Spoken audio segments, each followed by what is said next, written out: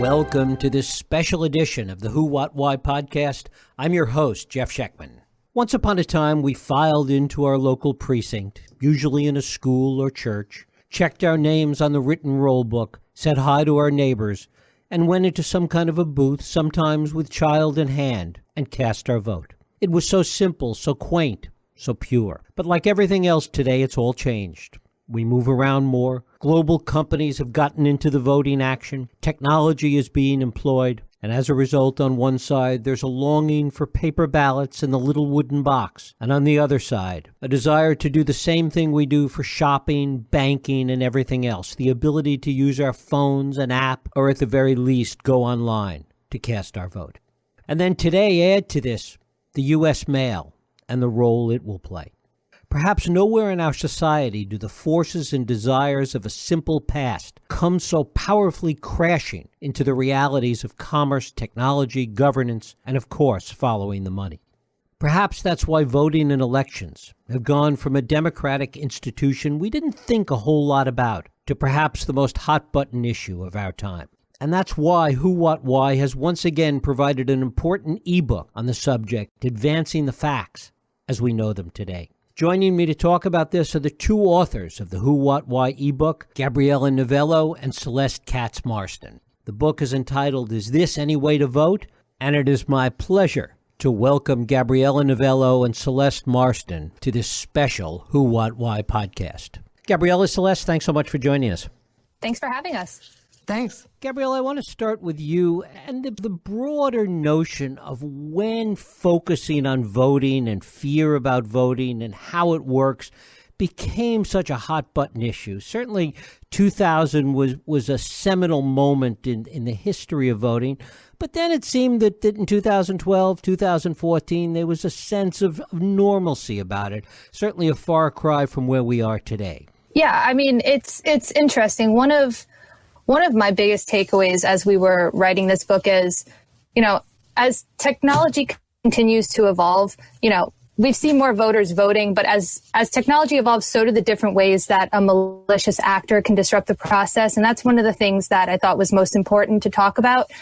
One of the most obvious things that election officials can do to deter interference or disruption in these systems is practice cybersecurity 101, and that boosted some faith in our system, but that costs money and states can't do this on their own. So officials can practice cybersecurity hygiene by doing things like, regularly changing passwords, for example, but conducting audits on the entire system is expensive, and not everyone has the technological know-how to do that. And one of the things we describe in our book, because our election system is so decentralized, one would think that it allows states to really do things on their own and boost faith and confidence in the system. But the best thing that the federal government can do without shelling out millions of dollars is provide general guidance to the states on what to do to protect their elections. But again, and I cannot stress this enough, that costs money. So if the federal government is not willing to provide states with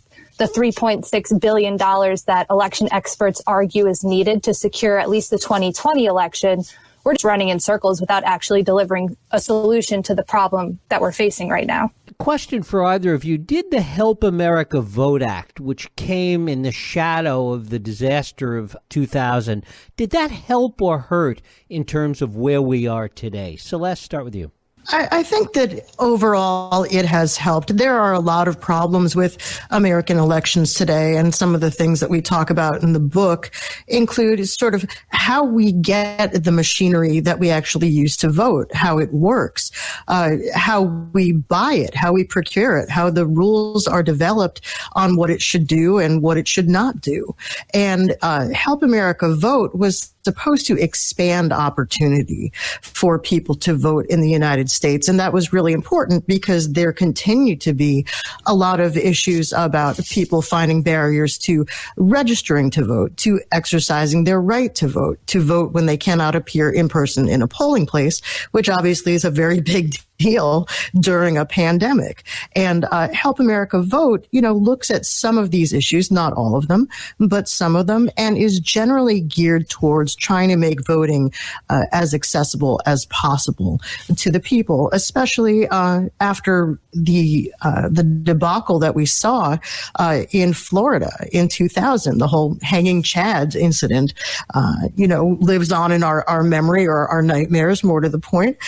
So I think that it has made some progress in terms of how we vote, how easily we vote, but at the same time, there's a lot further to go. One of the things it also did, Gabriella, is it created an awful lot of money out there for companies to get involved in the voting business, and really created a lot of opportunities, both for good and for mischief, on the part of a lot of corporations and a lot of companies that got into the voting machine business. Yeah, and one of the problems that we noticed, especially which we talk about in the book, is the voluntary voting system guidelines, which were in part established by the Help America Vote Act, where states were given guidelines. They're not mandatory, but they were supposed to ensure that any voting systems that the companies would sell, that they, again, I go back to they met the Cybersecurity 101 standards, that they were relatively safe and secure, and there were no issues with the equipment that states were receiving. And again, it costs money to do certifications and ensure that the voting systems meet these guidelines, and many states simply just don't have the money to do this. So sometimes if the states don't get federal certification on machines, they just take the machines. One of the examples that we mentioned in our book is in North Carolina. The ES&S, Election Systems and Software, is one of the largest voting machine manufacturers in the United States. And last year, North Carolina purchased equipment from them, but the company wasn't able to fulfill the order of the specific voting machine model that they had certified and were waiting for. So they offered a slightly different model, which should have undergone another certification process, but because of time and money, or lack thereof, the State Board of Elections just ended up accepting those machines as is. So there were obviously election security advocates that raised concerns about that, but as of now, those machines still plan to be used. When we examine the companies that are in the business right now, tell us a bit about their lobbying efforts, their efforts to get various states to buy their machines, the competition among these companies, and how that really filters down to the way we vote.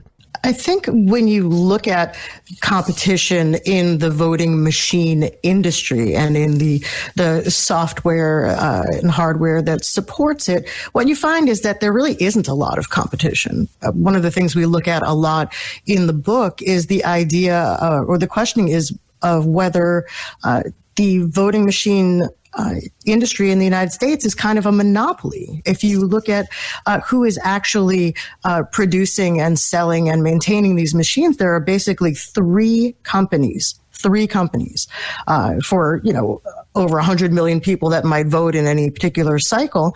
Only three companies are actually making these machines. Now, if you think about that compared to companies that make cars or computers or sneakers or anything else that you might have in your home or in your office or at your school, there are a lot of choices, and typically there are not, by merit of a lot of different things, there are not a lot of choices in the machines that you use to vote.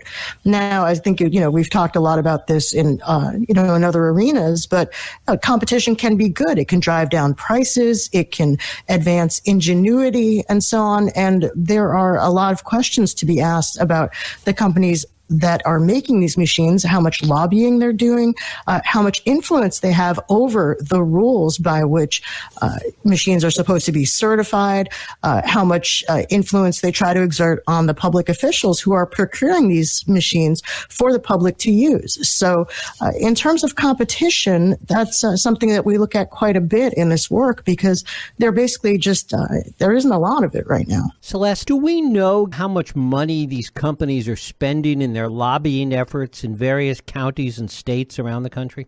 It's hard to say how much money is being spent in the aggregate by these companies, but there are a lot of different ways that they can have influence. They can contribute to political campaigns.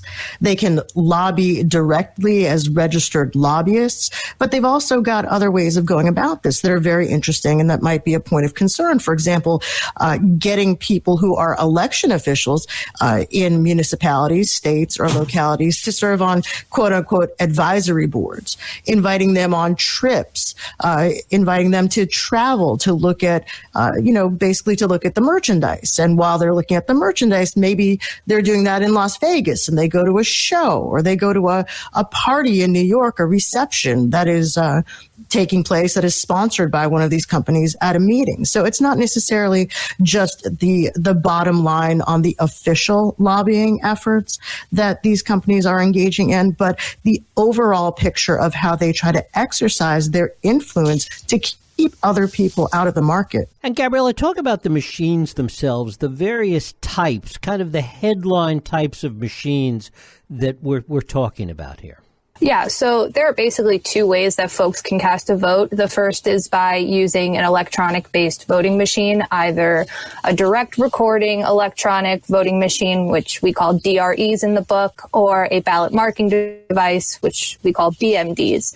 And as we described, voters interact with both machines generally by either pressing a touch screen, buttons, or using a dial. With the DREs, they used to come without any form of an audible paper trail, no printable paper ballot, and the machines kept folks' votes on a computer memory card that election officials at the end of the day use to tabulate the vote totals. Nowadays, these machines are configured to include a paper trail because of all of the various cybersecurity concerns that experts have raised when it comes to being able to ensure the accuracy of the results.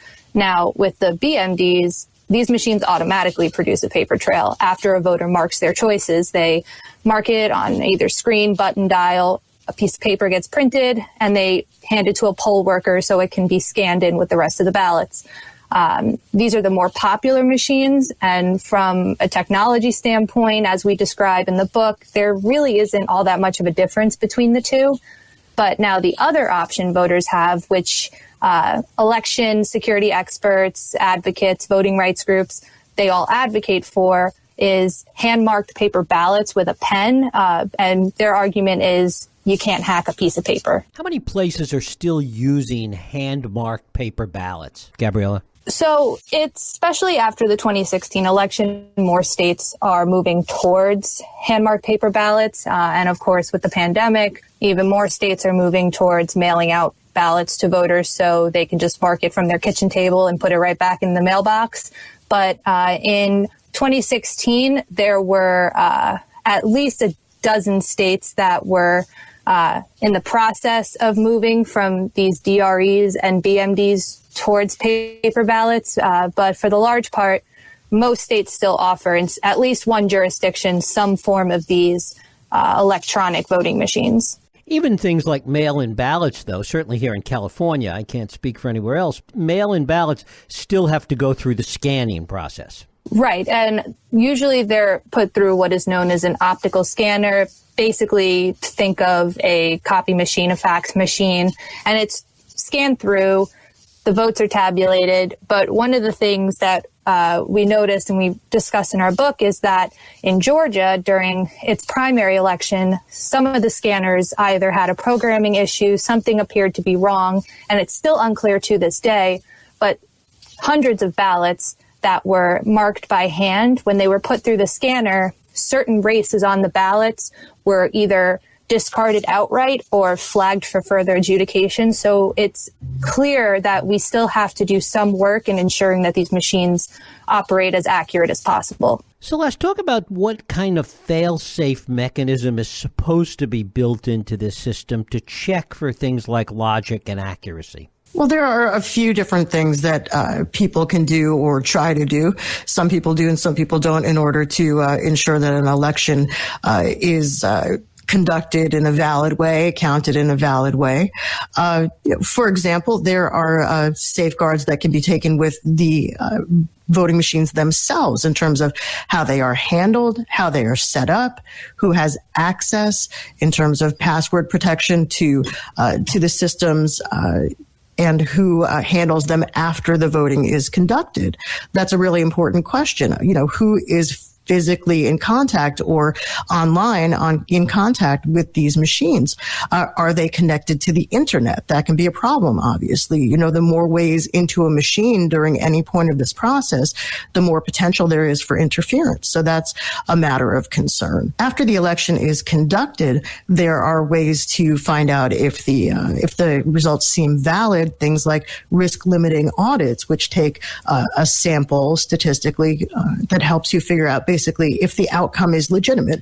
It doesn't tell you necessarily if every vote was counted as it was cast or it was intended to be cast, but it tells you if essentially the right person won. So there are a lot of measures that places can take. Some places may be more rigorous than others. Gabriella, tell us about these electronic poll books and the way registration is conveyed to the precinct or the location where people go to vote. Yeah, so electronic poll books, in an ideal world, they're supposed to be able to shorten down those long lines that you see at polling places by rapidly checking voters in.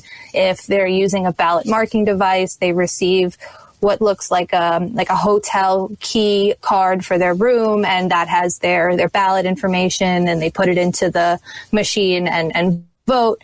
Unfortunately, what we're seeing is these machines can break down.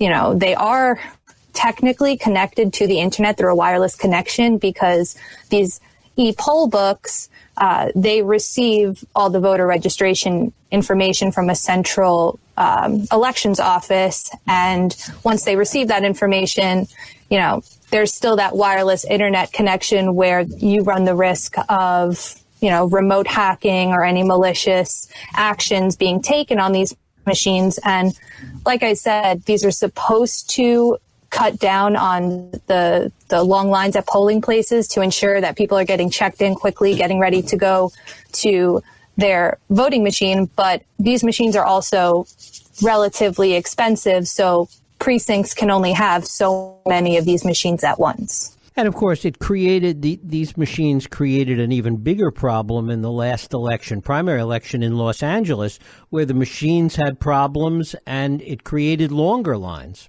Right. And one of the, every year, there's a group of cybersecurity experts and hackers that gather in Nevada for what is known as the DEF CON voting village. And last year, one of the things that was so surprising was that a couple of folks within minutes were able to turn an e-poll book into, now these look like a standard tablet, think of an iPad or a Windows tablet. Folks were able to, within minutes, turn these into a first-person shooters game. So if a couple of folks with some basic hacking knowledge can access these and turn them into games, bypass the administrative settings, and do whatever they wish, I think that raises an even greater concern about someone trying to attempt to possibly disrupt the voter information itself, change someone's name with one letter, change their address by you live at 123 Main Street, but your file says 121 Main Street. You know that's not right. You know how you filled out your voter registration form, but something happened and you might not be able to vote. You might have to cast a provisional ballot instead. So there are a number of issues that can happen with these electronic poll books. And is there a problem in that because of the nature of elections today, there are so many different ballot types in so many communities that's creating part of the problem as well? Yes. And I think if you look at how elections are run in the United States, because everything is so decentralized, it's hard for the federal government to step in and help in this arena too. So states are essentially left on their own because the federal government can't come in and mandate that every state has the same ballot type, simply because there are some states that also run different elections at the same time. And There's so many different variables in how states conduct their elections, what are on the ballots. Not every state has the same ballot measures necessarily. So it's at this point, it's just very difficult to find a one-size-fits-all solution for this. And Celeste, talk a little bit about this ongoing debate between local control and federal control, and certainly the fact that the election system is decentralized, many people see as an advantage, but yet in terms of making all of this work better and making the money available, that creates problems as well. I think in general, when you look at a lot of federal funding programs, what you see is that states or cities or localities have to meet certain thresholds in order to qualify for the money. In some cases, that might have been true, including under the Help America Vote Act. But as you said, and as we talk about in the book, different municipalities run elections in very different ways. One city might have ballots that have 5 languages, 3 languages, 2 languages. They might have instant runoff voting. They might be running federal, state, and local contests at the same time. So not every place in America is going to run an election the same way. So there are people who feel that a decentralized system naturally speaks to the way that each state or municipality has to sort of shape their own process to fit what they're doing at the time. Some people also feel like, and there have been some attempts to do this, including under the Trump administration, to try to centralize things, including to centralize a voter database. Some people feel like that needlessly exposes people's personal information to hacking, that they may collect data that is not relevant to the voting process or to the registration process, that it's invasive, it's time consuming, and that it's not easily secured. Who's going to be able to safeguard that much data? Is it the Department of Defense? Is it NASA? There's not really an easy answer to that question. At the same time, though, some states and localities may have developed processes that actually seem to work better, that make voting faster, that make it easier, that make it more accurate. So it's easy to see why some people would say, why shouldn't the federal government step in and take sort of the best successes that come from different parts of the country and promulgate those ideas throughout the United States? The issue with that is, of course, like everything else, doing things through the federal government takes a lot of time. And you end up, as you do with a lot of legislation we see now, especially in a House that's controlled by Democrats and a Senate that's controlled by Republicans, you see a lot of things that end up in gridlock.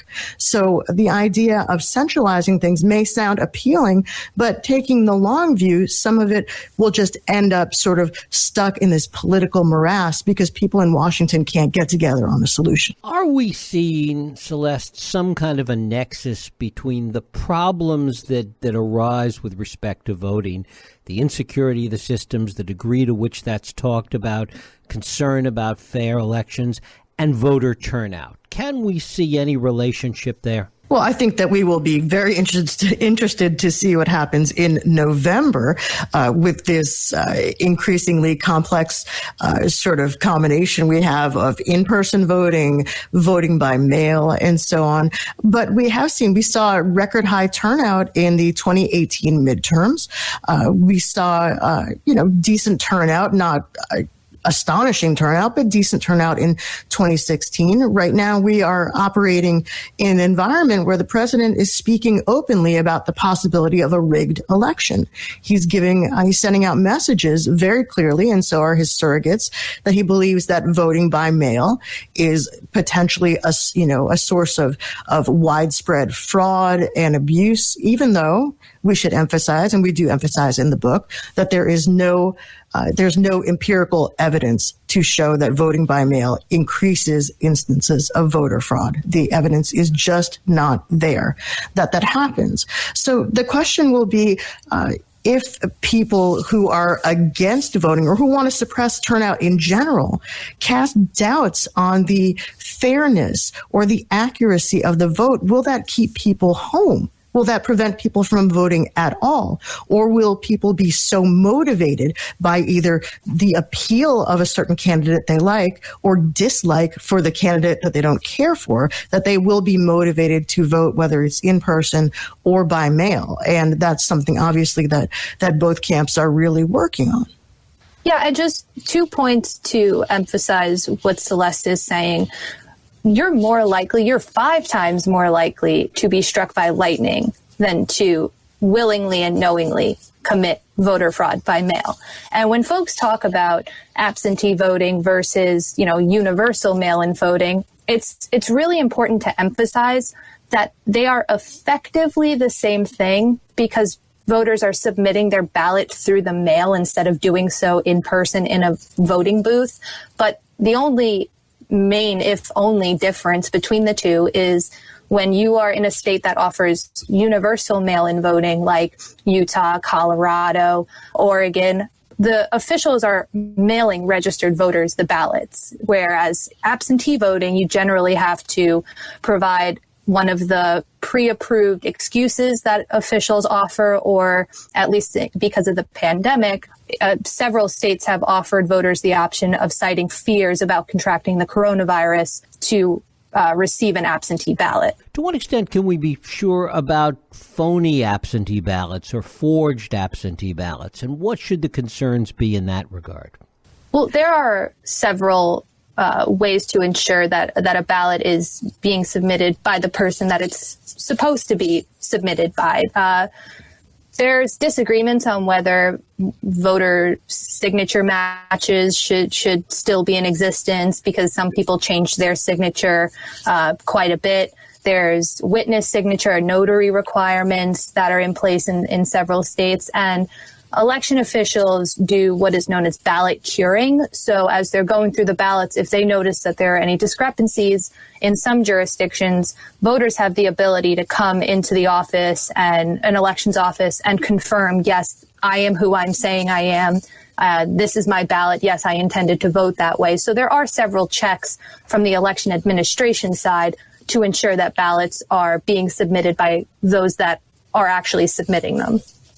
And I would add that there's motivation on both sides, in some cases, to make sure that ballots are counted rather than throw them away. There's a practice by which, in many places, each ballot that is received by mail is individually reviewed by partisan employees or partisan workers, one, say, from the Republican Party and one, say, from the Democratic Party. So whereas, say, a Republican might want to include a ballot, a Democrat might want to object to a ballot. So there is not necessarily either a nonpartisan or a wholesale effort to deprive one party's voters of their right to participate in the process. Gabriella, talk about the equipment itself, the machines themselves, whatever kind they are, the condition that most of them are in, how old are they, and who takes care of them, who services these machines between elections, and who has access to them? Depending on where you live, you can be using a machine with Windows XP systems that are as older than I am. They're around since the 1990s. So the equipment can be quite old, but there's always, efforts to improve things. There's a couple of different efforts in Los Angeles, they have what's known as the Voting Solutions for All People, and they're creating their own ballot marking device system, e-poll books, optical scanners, where everything is in-house and they don't have to worry about, a supply chain. That's actually, and we talk about this in the book, one of the things that is not often talked about when we worry about, the security of our election systems is actually where they're made. So while a majority, if not all, of election equipment in the United States is assembled in the United States, we learned that quite a few companies use overseas manufacturing sites to actually create the equipment that's used to assemble and make these voting machines. And we mention in the book that in China specifically, where there's a manufacturing site for election equipment, some of the memory components were found to have MP3 files in Chinese. So that kind of speaks to the degree of how careful we have to be about the safety and security of our equipment, because, random things that should not be there can end up in there. And, like I said, some of these equipment are as old as, the 1990s. So not only do we have to worry about random things being in there, but also, technology just fails at a certain point. Old equipment will stop working at a certain point. And so officials have to keep that in mind and think not necessarily one election cycle, 2 election cycles in advance. They have to think 20. So let's talk a little bit about the future and what that looks like with respect to the advance of technology. Certainly there are lots of people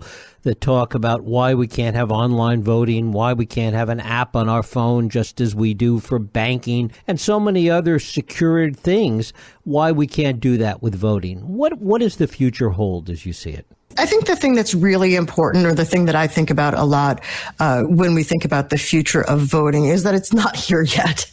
And that there is a very, very big difference between the transactions that we are now very accustomed to conducting online and expect to be able to conduct online, like banking, shopping, and so on, and the process of voting. For one thing, voting is supposed to be done by secret ballot. It is supposed to be anonymous. You have a right to not have somebody else know who you voted for. They can know that you voted or that you were entitled to vote, but the actual information included in your ballot shouldn't be connected with your name.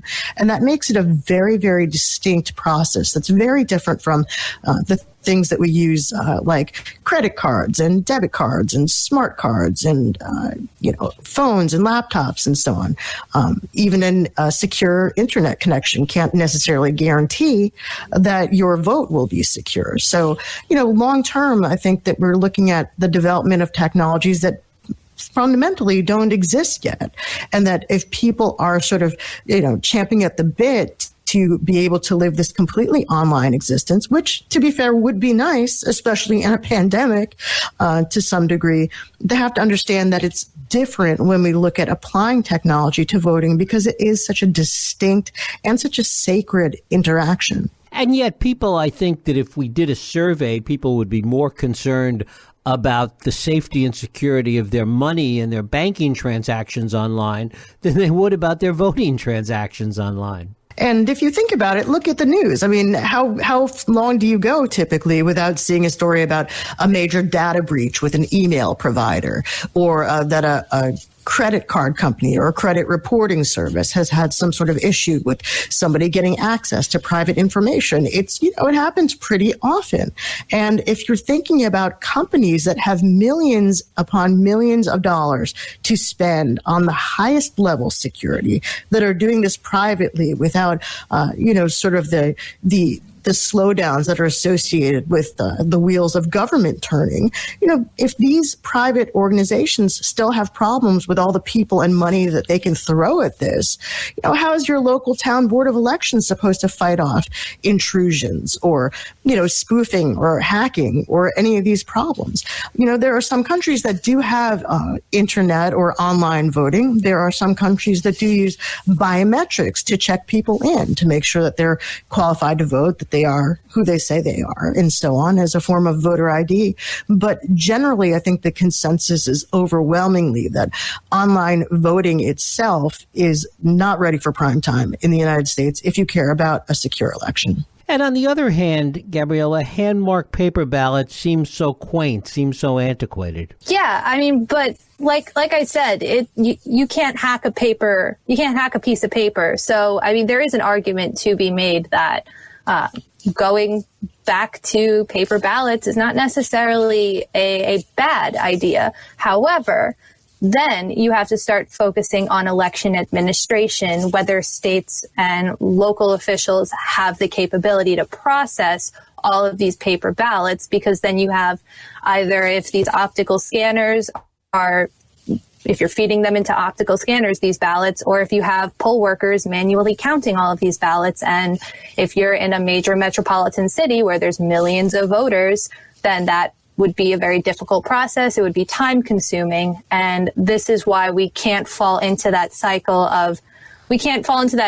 of necessarily believing that there will be fraud and failures in the system, that this will end up being a rigged election. That's why states have been asking for more money to make sure that if more voters are going to be submitting absentee ballots through paper, that there is the infrastructure there to quickly and accurately count every ballot. But then again, we have a gridlocked Congress. We have an administration in the White House that is confrontational at best to the concept of nationwide mail-in voting. So really, it's kind of a day-by-day process at this point. Finally, for both of you, there's certainly all this talk about mail-in voting now, and we hear that every single day. Based upon all the work you've done, all the things that you've both covered in this ebook, if you were looking at one area where you think the biggest problem will come in the 2020 election, where will it be? Where will you be watching? Gabriella, you first. I really think it's going to come down to money. If states don't have the money to mail voters their ballots with the prepaid postage like most voting right advocates and election experts are calling for, if there's no financial support from the federal government, it's going to be very hard for state and local election officials to carry out a largely mail-in election.